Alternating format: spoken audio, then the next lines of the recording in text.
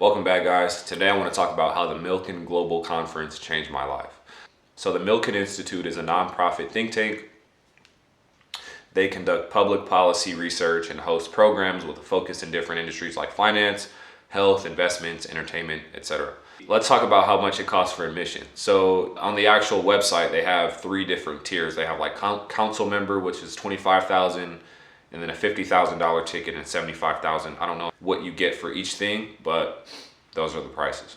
So you can imagine the types of people that you'll encounter at this event are doing quite well for them to have donated this money. So anyway, so I was able to speak to a few different people, but let me talk about how I actually got to this event. And full transparency, I never actually went into one of the conference rooms and listened to any of the speakers, but I was able to speak to two different speakers, a few other people that I'm sure were relevant to this event, but we'll get to that. So how did I even find out about this event? So this event was hosted this year in Beverly Hills at the Beverly Hilton, and I had a job interview at this restaurant in Beverly Hills. And then after I left the job interview, I started walking around on Rodeo and then walking. And then I started noticing there were like hundreds of people in suits, male and female, that were coming out. Some of them had briefcases, some of them were wearing backpacks. A couple of them were on the phone. It seems like they were taking business calls and stuff. So I was like, what is this? And they were all wearing these passes, and I was trying to figure out where they were coming from and why they were all here.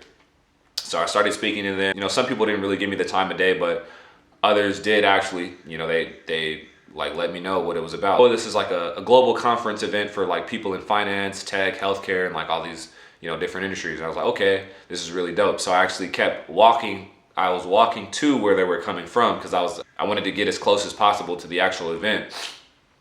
And as I started walking up, I started noticing these signs, these little banners that were on the light posts on the street, Milken Global Conference 2025. And then I walked up, and there was an Indian gentleman that I spoke to, older guy. His name was Alec Argawal. He was actually one of the speakers. I didn't know that at the time. He spoke to me for at least 5 minutes, answered a lot of my questions. He told me a little bit more about the event, and yeah, but it was really just good to see all those people in that industry that were that were there.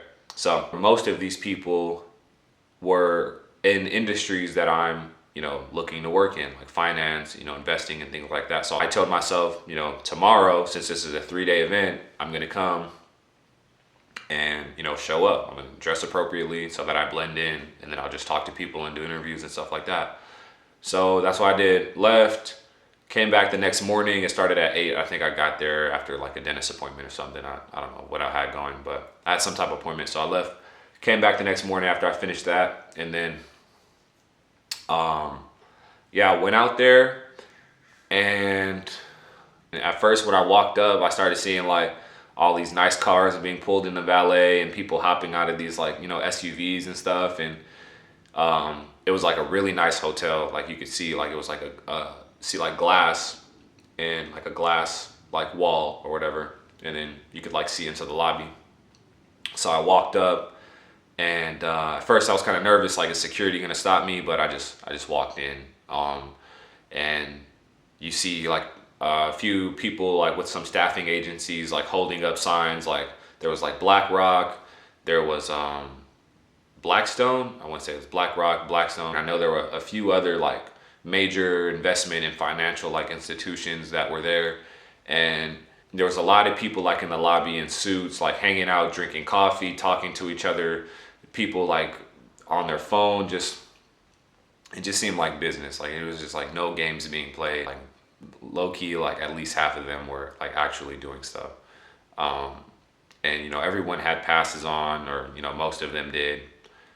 And yeah, so I just started talking to as many people as I could, and just figuring out what different industries people were in, how they got there, what they're actually doing.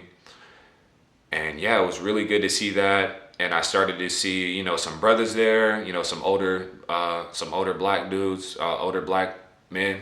And I remember speaking to one of them. I was crossing the street One guy, he went to Harvard and then now he works for BlackRock. And I'm sure he's been there. He said he graduated Harvard, I think in '02 or something.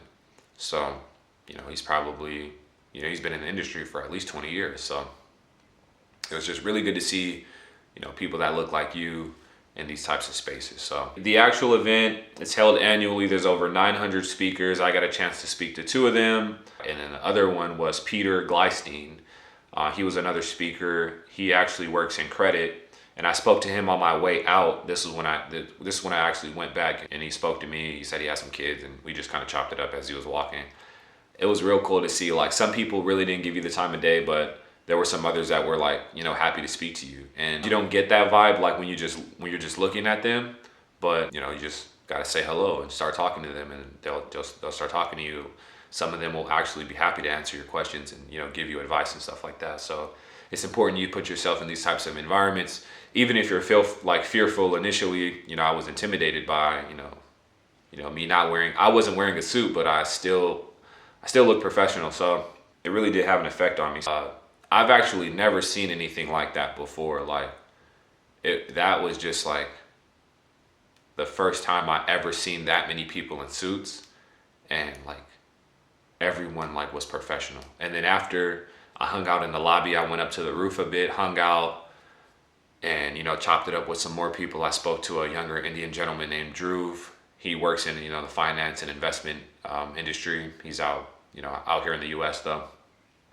And then I went back downstairs and I went to the, there's like an actual restaurant within the hotel, but they were doing like $100 minimum. And I did want to sit down and actually have like breakfast with one of the attendees that were there. But a lot of them, they had like client meetings. So some of the tables were kind of like, I think were actually like reserved for them. Yeah, I think half of the tables at least were taken up for client meetings and things like that. But I wasn't able to, but I did ask though. I was asking a few people like, hey, I know you guys are about to sit down, but it's $100 minimum. I just wanted to have some breakfast and yada yada. And I just don't want to pay $100 to have breakfast because I'm just a college student right now. I don't have $100 just to spend on some breakfast to sit alone. If you're someone that's trying to do something and you know pretty much exactly what you want to do, one thing you want to make sure that you're doing is putting yourself in the environments that the person that you want to become is going to be. And that's what I've been doing. So it's been helping me mentally. It's not necessarily changed my life in any way, like, on paper, but it has had an effect on me mentally. So that's my spiel on that. So if you guys like this video, be sure to like, comment, and subscribe. Until next time.